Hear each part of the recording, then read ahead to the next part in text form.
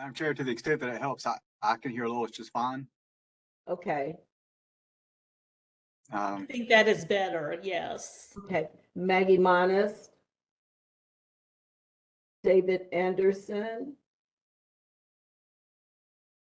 Commissioner Bailey, Here. Commissioner Carter, Here. Commissioner Donna Davis, Here. Commissioner Miriam Durake. Ms. Durake, are you there? Commissioner Duggan, Present. Commissioner Harris, Here. Commissioner Keen, Commissioner Lowerly, I'm present. and Vice Chair Monist, I see you now. Yep, I'm here. Okay. The Commissioner McAdams, Here. Commissioner Solomon, and Commissioner Weiss. Yeah, don't see her. And of course, Chair Robin. Present. And I believe Commissioner Anderson has joined us since you started the roll call. Okay, and I do see Commissioner Solomon now. Yeah, I was in the participant mode because of the way my WebEx is set up under about 2 different company names. So I'm now in my Thank you. anyway, DEQ email, so I'm good. I'm open. And I see Commissioner Weiss now. And my understanding is that Commissioner Deerhake was going to be traveling this week, so I don't believe she was going to be able to join us. Okay, thank you. Well, thank you for that. And having called the meeting to order and called the roll, I just need to do the usual reminder that General Statute 138A-15 requires me to remind all members of their duty to avoid conflicts of interest and inquire whether there are any known conflicts of interest with respect to any of the matters before the board at this meeting. Does any member know of a conflict of interest? Hearing none, we'll move on to approval of the minutes for the March meeting. Are there any corrections to the minutes? And if not, do I have a motion to approve the minutes? A motion to approve. And was that Commissioner Anderson? Yes. So Commissioner Anderson moves approval of the minutes. Is there a second? Commissioner Bailey, I second the motion. Commissioner Bailey seconds. All in favor, please say aye. Madam Chair, I'm Aye. sorry to interrupt, sorry. Madam Chair, because it's a remote meeting, you'll have to take this vote by roll call. A roll call, that's right. I'm sorry. I'm out of the habit of doing this. Ms. Thomas, would you call the roll for the vote?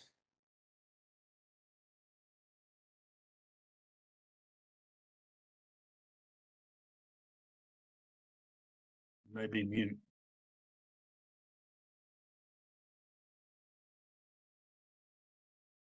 Did we lose Ms. Thomas? Uh, So Yeah. let me go ahead. I'll just go ahead and call the roll for the vote. So the motion and second was to approve the minutes for the March meeting. Commissioner Monist,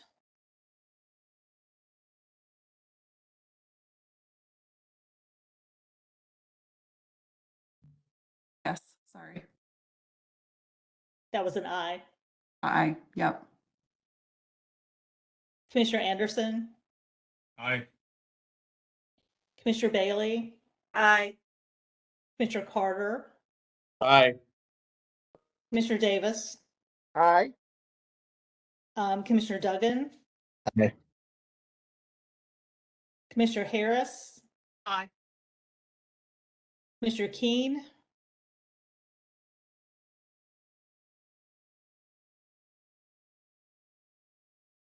Now I'm having to double check. Was Commissioner Keen not present? I don't see him on the list. Commissioner Lyerly, Aye. Commissioner McAdams, Aye.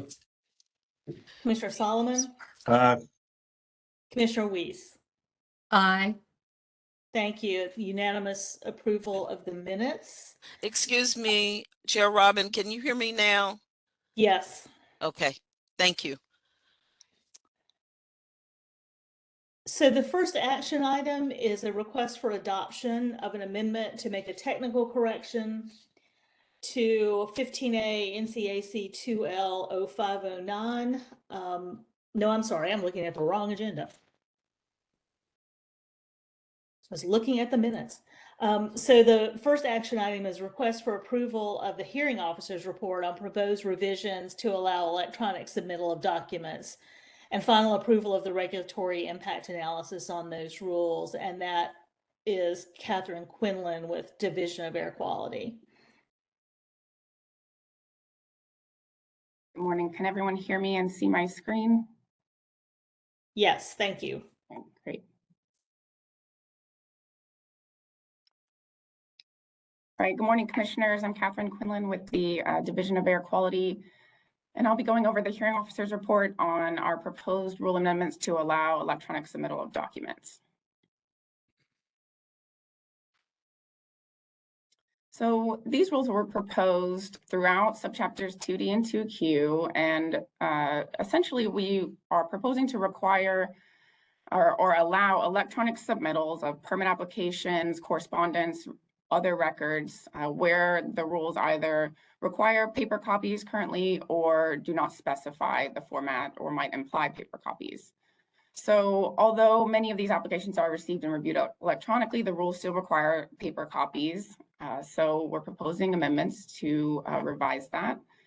And we're intending for this to facilitate our department's transition towards streamlining and digitizing the permitting process in agency records. So we held a public hearing on these proposed rule revisions. The public hearing was on February 21st, 2023. It was both in person and virtual. There's a virtual option as well. EMC Commissioner Dr. Kim Lyerly served as the hearing officer, and we held the comment period from January 17th through March 20th. We had one commenter at the public hearing on behalf of the North Carolina Conservation Network, and then we also received correspondence from EPA Region 4 noting that they had no comments. So that comment that we received at the public hearing, it related to the format of records that are made available to the public. And effectively, or I'll go on to the next slide, some more detail on what that comment entailed. As I mentioned, we also received one letter from EPA Region 4 stating that they had reviewed it, but they had no comments at this time. And we did not make any changes to the rules as a result of these comments. So at the public hearing, we had one commenter on behalf of the North Carolina Conservation Network, and they supported the rulemaking action and noted its importance. But they also noted interest in the public accessibility of the information that's submitted electronically. They encouraged DAQ and the EMC to make this information accessible to the public in a format other than PDF. And this would make it essentially more usable for analysis and assessment. They noted that data provided in a PDF would require someone to type the data into a database, and therefore it's not very usable for them. And so we addressed this comment in the hearing record, and we thanked the commenter for their support of the rulemaking. Currently, the official DEQ records in Laserfish are available in PDF format in order to preserve the records as originally received by the agency. And although outside the scope of this rulemaking, DAQ will consider this feedback as the agency systems evolve. And we also noted that interested parties may request specific information available in other formats by contacting our DAQ Public Information Officer.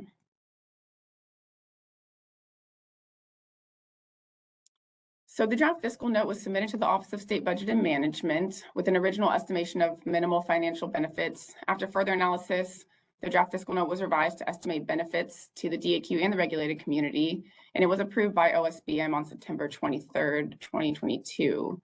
We estimated savings of approximately $59,000 to $118,000 annually from reduced staff time to digitize hard copy records, and regulated community savings of approximately $11,000 to $22,000 annually from decreased paper usage, printing, postage costs, and staff time to prepare these hard copy records.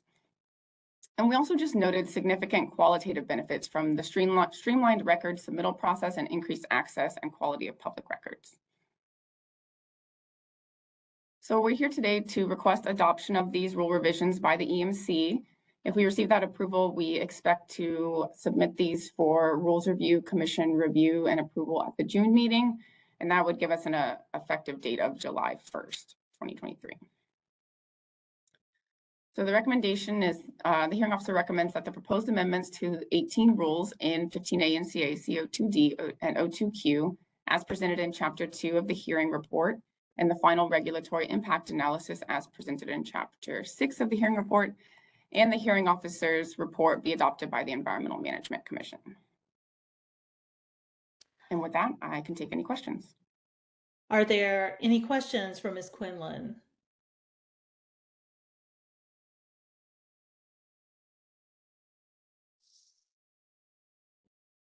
Seeing none and hearing none, is there a motion to approve the hearing officer's report on these rule revisions concerning electronic submittal of documents and approve the final regulatory impact analysis?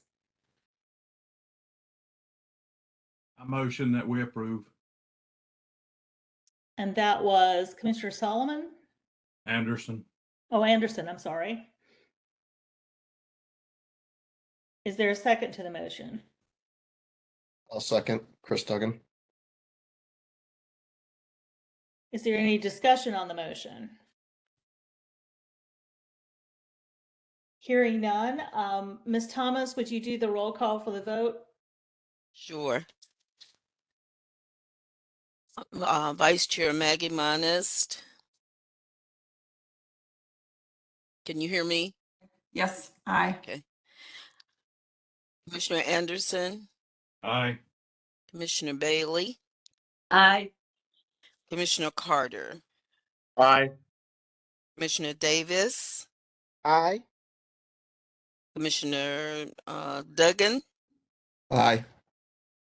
Commissioner Harris, Aye. Commissioner Keen. Okay. Commissioner Lyerly, Aye. Commissioner McAdams, Aye. Commissioner Solomon, Aye. and Commissioner Weiss. Commissioner Weiss. I don't hear. Okay, here you are. That is unanimous approval. Thank you very much. You're welcome. And the next item that's shown on the agenda is the closed session, and I'll ask Mr. Reynolds, I believe there was discussion of postponing this until after we do some of the other comments, just to avoid quite as much disruption to the different meeting sections. But can you tell us whether we're taking that up now or deferring that? Madam Chair, that I'll leave that up to you, but yeah, I think that's an appropriate way to go is to, you can move that to the end of the session or after we do everything else. So let's do this. Let's do the concluding remarks, and then we can go into the closed session. We'll have to come out of closed session, of course, to adjourn. So let's go now to the director's comments. Mr. Rogers, do you have anything this morning? Yes, Madam Chair.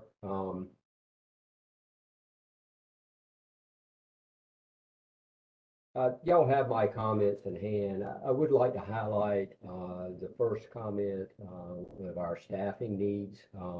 In April, I think the department as a whole implemented phase 1 of salary administration plan. I've outlined that a bit for you in my summary remarks. the Division of Water Resources reallocated about $1.5 million to support existing staff that are here. It impacted about 245 of our staff, which is a significant number. It did not impact about 90. The idea here was to get put in our salary ranges or the E&E ranges that we implemented at trying to get our seasoned staff, ones that have served 25 years and more, up to midpoint of their salary grades.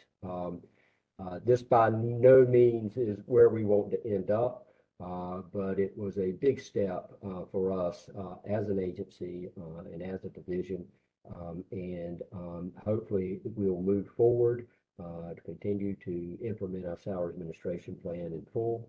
The cost of that's about $3.4 million. So we're already beginning that effort now. And again, looking to support our staff, existing staff, and also get ourselves in better position as we recruit new staff coming in. I guess one other note, this is State Employees Appreciation Week. So we're about thanking our staff for all the work and service that they provide the state related to surface water and groundwater protection across North Carolina. So just want to throw that in as well. I'll be glad to take any questions that any of the members have. Thank you. Thank you, Mr. Rogers. And just separately from those comments, I know Mr. Rogers and Commissioner Deerhake had forwarded to the commission members some information about the Canton Mills closure. I know that is a facility that has been the subject of a lot of Environmental Management Commission attention over the years. Did any commissioners have questions for Mr. Rogers about the Canton Mills information? Madam Chair, I will note as well that that is a departmental-wide effort related to Canton Mill and managing that. And Shushma, Secretary Mazemore may be able to add something to that. But again, the Secretary is very focused on this effort, not only from a water quality perspective, but also in waste management, air quality as well. So in Denver. So we're looking at supporting the efforts out there as much as possible. That's a very good point. It's been a complex site. Secretary Mazemore, did you want to add anything about the department's efforts with respect to Canton Mills? I just want to reiterate that we are taking the whole of department approach, coordinating within our divisions across the Secretary's office, as well as the local officials, the governor's office, the site, and we're also discussing with EPA on the various options available for us to transition with the company as it undergoes the different changes in operating conditions. We would be happy to coordinate a briefing in the next or the following EMC meeting to give you all an update where things are related to the divisions, as well as the communications and outreach that's going on with the local communities. Thank you. Any questions for either Mr. Rogers or Secretary Mazemore? Seeing none, thank you, Mr. Rogers. Mr. Abrazinskis?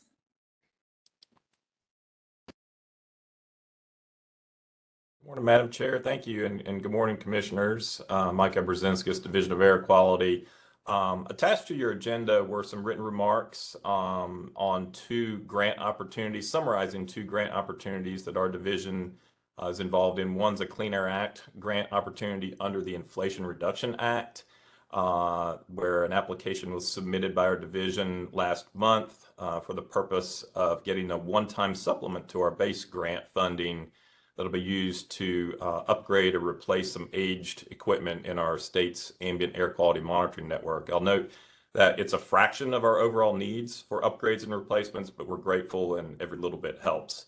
We're also going to invest in nasal rangers for the purpose of assessing odors in ambient air, and this will represent a change in methodology for our division in investigating odors and should provide more consistency across our regions. So we're looking forward to those opportunities. The second grant opportunity under the IRA is called the Climate Pollution Reduction Grant. This grant is being rolled out by EPA in 2 phases. The first phase is a non-competitive planning grant. And on March 27th, 2023, Governor Cooper submitted the state's notice of intent to participate in EPA's Climate Pollution Reduction Grant, or CPRG. In that letter, Governor Cooper designated DEQ as the lead agency for oversight and responsibility for managing the grant funds and coordinating all of the activities and deliverables pertaining to the CPRG planning grant program. And so in coordination with Governor's Office, OSBM, Departments of Commerce and Transportation, we've collaborated on a grant application that we submitted on April 28th for the non-competitive planning grant under the CPRG. There are lots of pieces and parts to our work plan, including the development of a priority climate action plan that will be due to EPA by next March. There's lots of steps that we will take in order to develop that priority climate action plan between now and then. Also under this planning grant, we are required to develop a comprehensive climate action plan. And so that more comprehensive plan will update and expand our existing climate targets, our plans, our priority strategies, with the goal of aligning the state efforts to the latest available science, modeling, and best practices for programming policy and community involvement methods. That comprehensive plan is due 2 years from the date of receiving funds under the planning grant award. As with all of our efforts on this topic, stakeholder outreach is going to be a critical part of the process and will prioritize disadvantaged communities. The state's going to utilize the latest version of the Climate Economic Justice Screening Tool and other similar tools to identify North Carolina disadvantaged communities. And again, work done under this planning grant, the phase 1, will open the door to a competitive grant opportunity, which is phase 2 under the CPRG, where there will be $4.7 billion nationally available for implementation of measures from the reduction plans developed under the planning grant funding of phase 1. So we're looking forward to working with all of our colleagues from the State Energy Office, Commerce, DOT, and others at state and local levels on these plans, and we'll keep you posted as those evolve. Finally, I mentioned in committee yesterday that we are expecting EPA to release their next rendition of new source performance standards for GHG emissions and emission guidelines for GHG emissions from fossil fuel-fired electric generating units. You'll recall that the first rendition of these rules and guidelines were called the Clean Power Plan. And then the second rendition was called the Affordable Clean Energy Rule, or ACE rule. And so this third rendition of the rule, this will be the third rendition of the rule on this matter, and the proposal is expected later today. We're going to be attending several calls and briefings on that later today. And I'm expecting that will kick off an intense period of review in order to evaluate what is going to be a very complex rulemaking, evaluate it, and comment if appropriate. And then finally, just to follow on Director Rogers' shout out to state employees. It is State Employees Appreciation Week. So just want to say thank you to all of our great DAQ staff for the great work that you do. That's all for today. Thank you so much. Thank you. Any questions for Mr. Abrazinskas?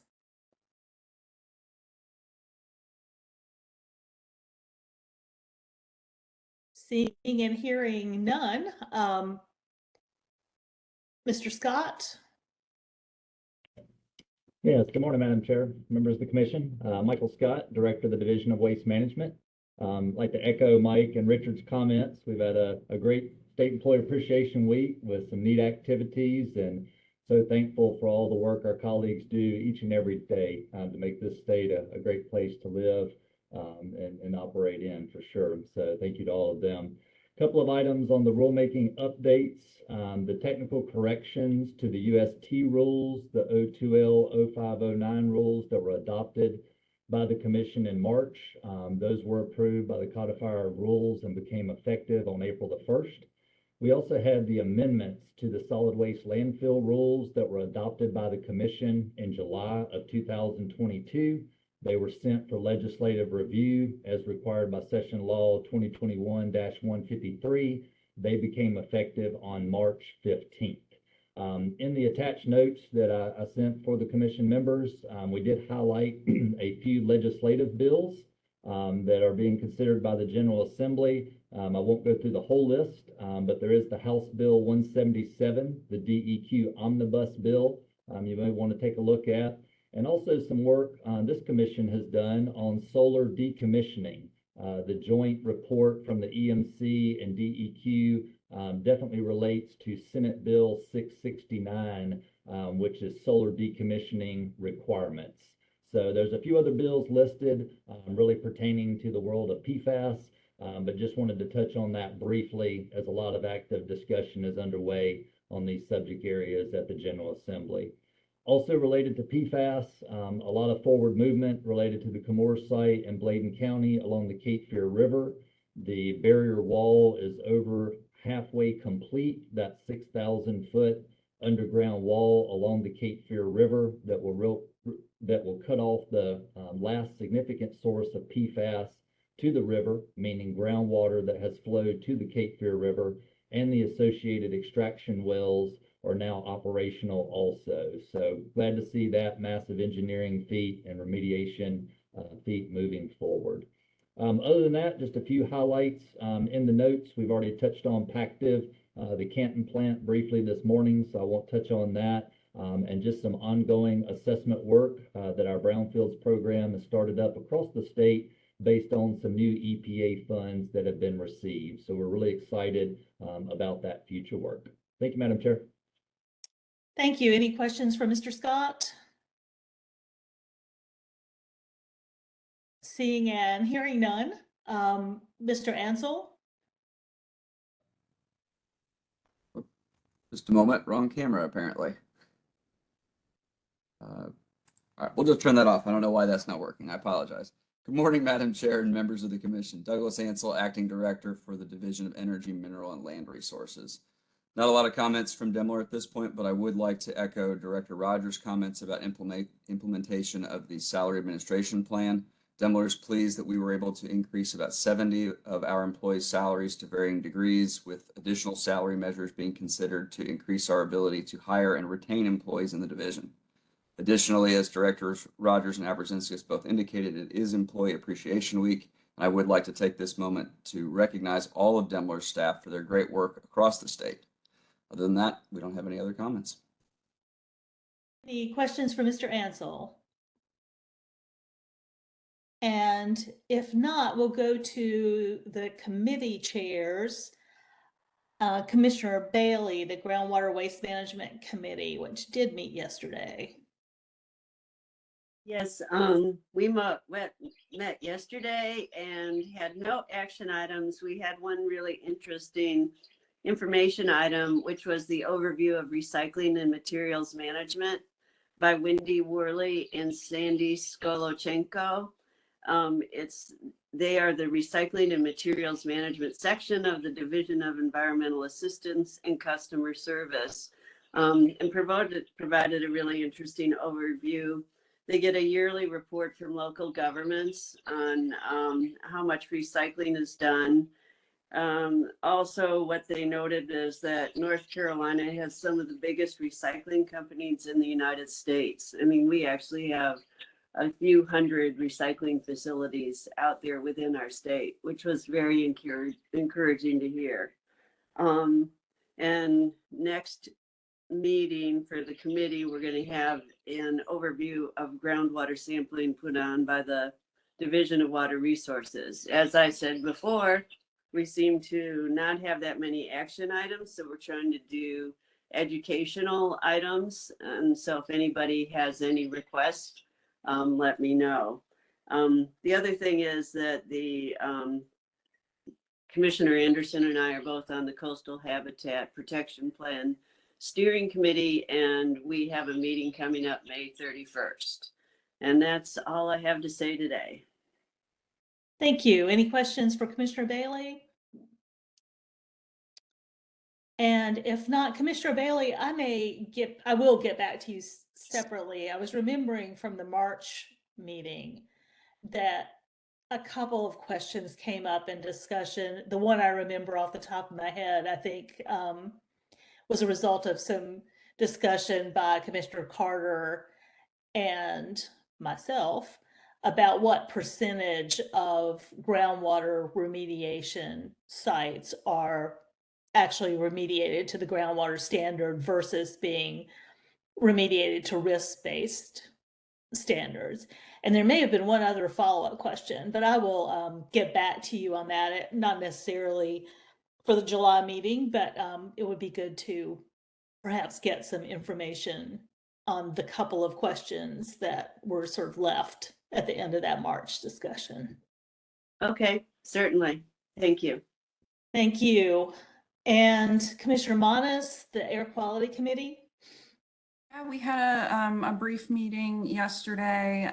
We heard one concept about revisions to regulations around gasoline service stations and dispensing facilities in response to some technology adoption that reduces emissions from refueling in cars.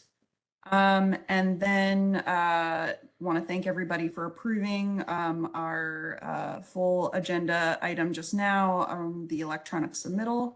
And then we had an information item on startup shutdown and malfunction, the SIP call update. So that was it.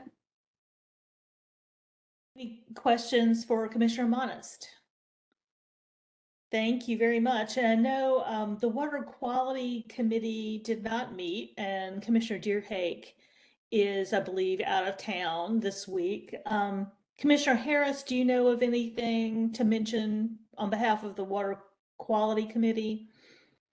Madam Chair, I don't believe we have anything to report today, other than if there are any topics that the EMC or members or Water Quality Committee members would like for the Water Quality Committee to take up, please let me or Commissioner Deerhake know, because we do have a robust list of items we go through each month type thing. And so she is always looking for more topics. So I did want to offer that invitation to the EMC members. Thank you.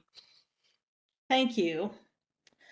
Water Allocation Committee, I know Commissioner McAdams, the committee didn't meet yesterday. Do you have anything to report? No, Chair Smith, we did not meet and nothing to report. Thank you very much.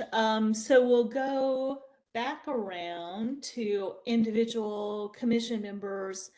Commissioner Anderson, did you have any comments for today? No comment. Commissioner Bailey, anything other than the committee report? That's it. Commissioner Carter.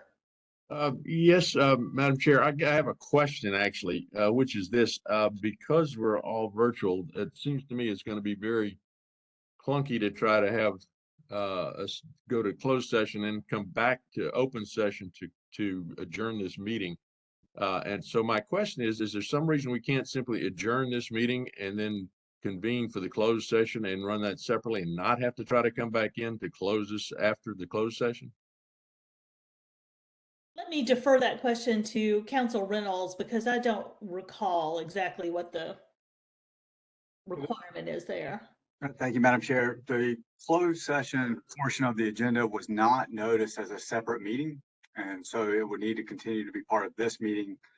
And you're required to go both into closed session and then come back out. I do recognize that it's clunky. And I sent out an email earlier reminding folks of the different password for the different link. But because we did not notice it separately, we're not able to just simply adjourn this meeting and then convene a new meeting. Okay. That's a Um, good suggestion, though. I should have thought about that. I didn't. I apologize. Anything else, Commissioner Carter? No. Commissioner Davis? No, thank you. Commissioner Duggan? No, ma'am, thank you. Commissioner Harris? No, thank you.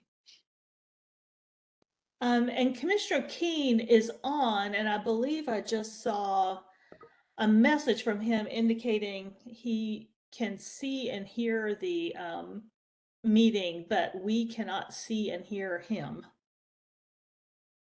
Probably logged in as the audience. He's probably got a different, Oh, that's he- possible. he's got a different email for his EMC, and so that's what he's not logged in under. So That probably is the issue. So Commissioner Keen, if you can hear us, if you although we're almost finished with this part of the meeting, if you go back to the email concerning the meeting link, you'll see that the login for commission members is NCDEQ. And so you have to log in using that password to be able to actually participate in the meeting. And there will be another login and I assume another password for the closed session, which we'll get to shortly. I apologize for the confusion about that. Madam Chair, I believe the NCDEQ is all caps. Yes, that's right. It is all caps. Commissioner Lyerly, No comment. Commissioner McAdams, Nothing, no comment. Thank you. Commissioner Solomon, thank you. and Commissioner Weiss. No comments, Chair Smith, thank you. Mr. Reynolds, do you have any comments other than those related to the closed session? Thank you, Madam Chair. I just want to mention briefly to the commission that we received a communication from the codifier of rules about adding some language to the history note of the temporary wetlands rules. I've talked to the chair about that, and I plan on corresponding with the codifier, but that doesn't require any action of the commission at this time. I just want to make sure to alert folks to that. Thank you. And in terms of chair's comments, just a couple of things. One is on State Employee Appreciation Week, we do appreciate you. And I and some of our other commissioners have had the experience of being state employees, so we know what that can entail and really do rely on your work all the time.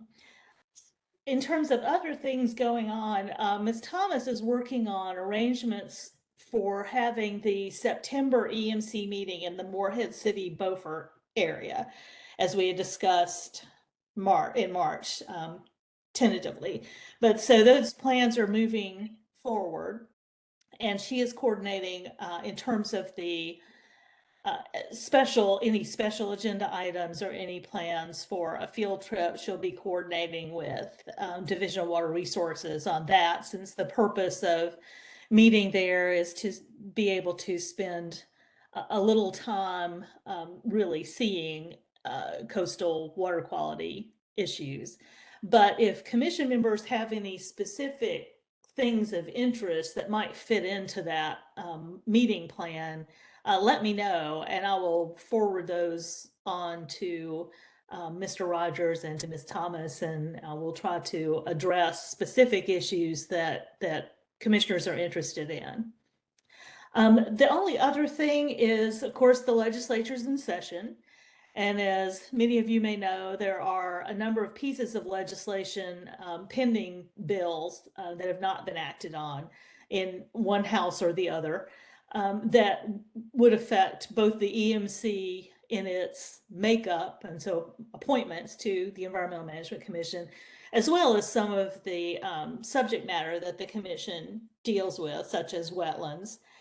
And I am aspiring to at least give you a quick status report by email in the next week or so. I'm still recovering from vacation and trying to catch up, but just to give you a list of the pending bills and things you might be interested in following. Other than that, I have no other comments, and so at this point, I think it would be appropriate to have a motion to go into closed session.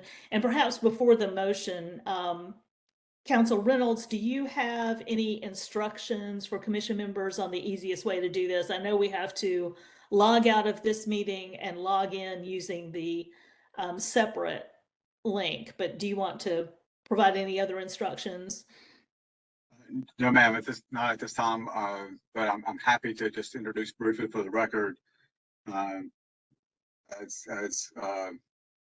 will be included in the motion, that this is an update on the ongoing judicial review action that that the commission authorized the chair and I to proceed with, and it should not take too terribly long. So I appreciate your time.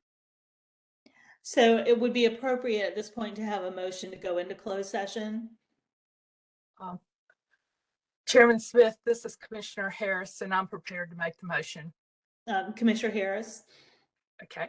I move that the commission move into closed session pursuant to General Statute Section 143-318.1183 to consult with counsel related to the commission's action seeking judicial review concerning the Rules Review Commission's objections to the EMC's 1,4-dioxane rules. Is there a second to the motion? I second. Commissioner Weiss seconds. Any discussion on the motion? If not, Ms. Thomas, would you call the roll for the vote?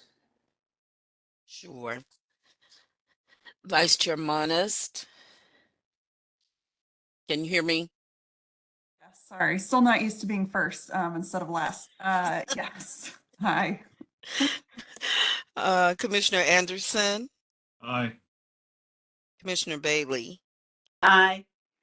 Commissioner Carter, Aye. Commissioner Davis, Aye. Commissioner Duggan, Aye. Commissioner Harris, Aye. Commissioner Keen, if he's able to get in yet, Commissioner Lowerly, Aye. Commissioner McAdams, Aye. Commissioner Solomon, and Commissioner Weiss. Aye. So the vote is unanimous. And now if commission members will log out of this session and you have a separate email with a separate link to the closed session. Thank you very much.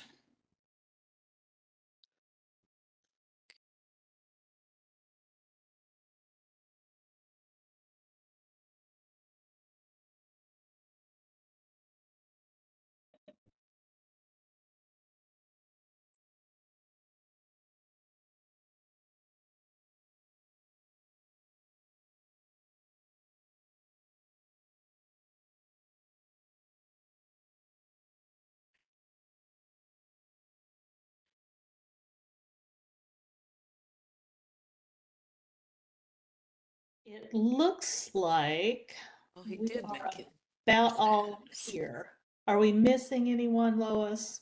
It doesn't look like it. I was checking on Commissioner Anderson, and I'd see now that he's in.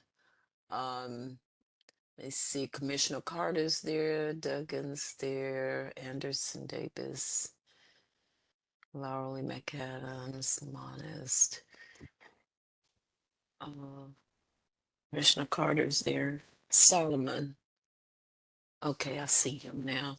Yes, it looks like everyone's here now. I think the only person I don't see is perhaps Commissioner Keen. Yes, you're absolutely right. I don't see him yet. Let me send him a quick email and make sure he's able to. Because he wasn't able to get in this one before.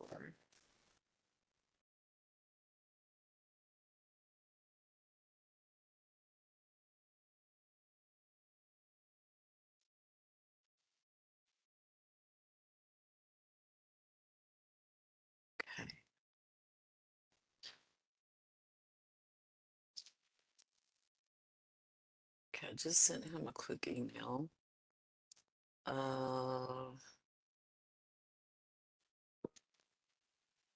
calling.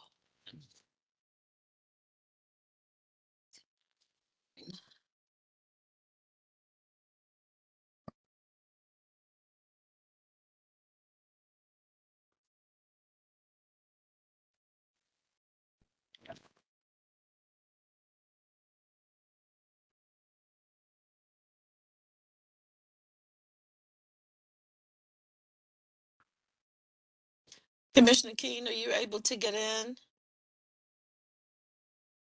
I've got him on the phone now. He's trying. He's Yeah, I have him on the phone too.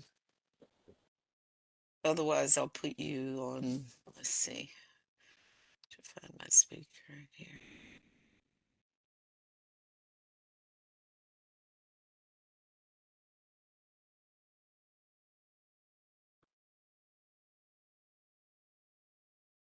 Okay.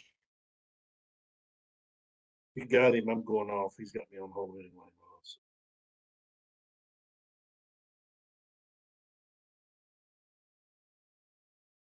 Hold on 1 minute. Let's see. Turn it up here. Volume.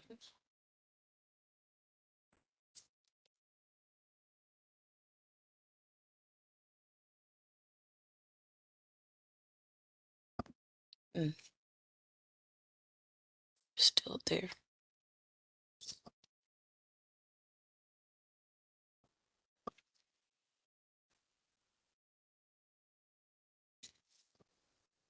Is it helping at all?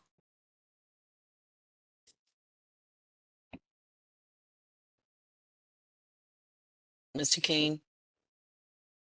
Okay, is it helping at all? No. I just sent you the one to see if you could get in. I just asked you if you sent you an email asking if you can get in. No, I guess I can put you on speaker like I did Commissioner Anderson, if you want me to do that. Why don't we do that? Just go ahead, and if he can hear on speakerphone, again, this is just information and not commission action, so that should. Okay. Commissioner King, I'm gonna put you on speaker. Okay, I'm gonna dial you right back. Okay, let's see. Where are you? 920.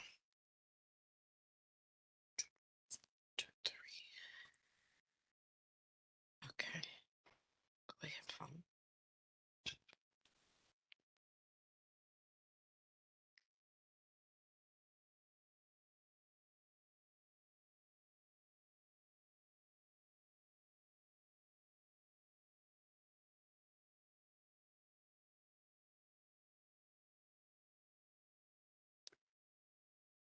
Are we ready, Lois?